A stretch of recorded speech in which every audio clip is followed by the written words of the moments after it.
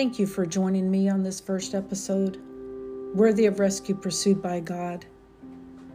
Today, I will be talking about silent shackles and whispered voices in our lives. How do they influence us today from our past? And thus, how do they shape the lives that we create?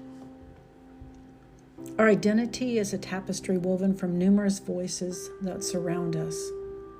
Our family, our friends, the media, entertainment, the authoritative figures, all of these have taken residence in our lives in one way or the other.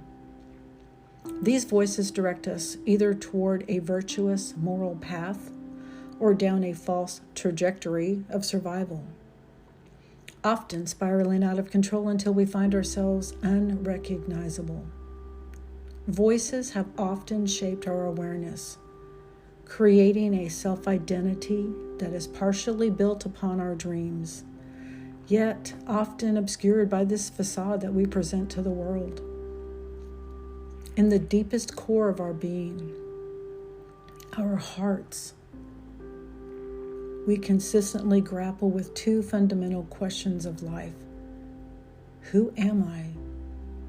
And to whom do I belong? There are deceitful whispers from our circumstances, our choices, and our memories that try to convince us that we are isolated, worthless because of our past errors, or unworthy of any type of redemption.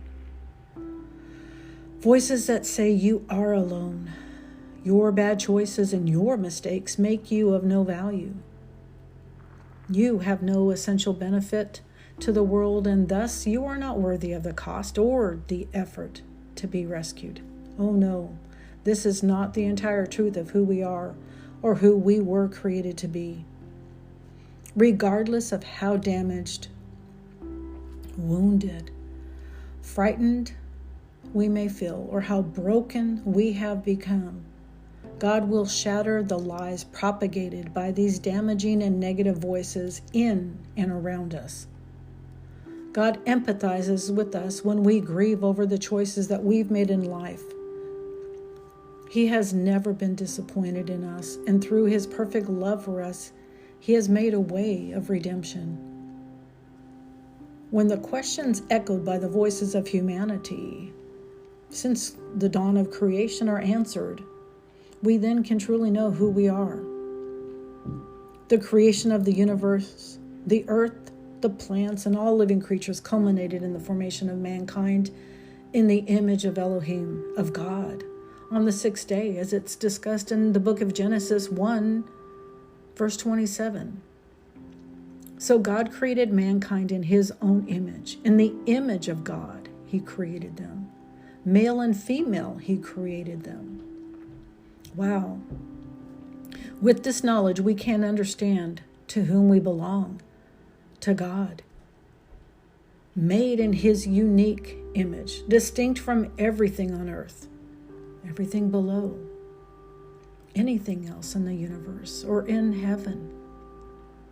Armed with this awareness, we can inquire into and comprehend God's plans and purposes for our lives now, here on the earth, and into eternity. Journey with me in future episodes as we delve further into what has shaped our self-identity.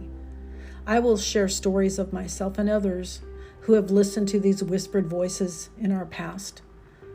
We've walked through the wilderness and brokenness, but we have found the answer to the age-old question of who am I and to whom do I belong?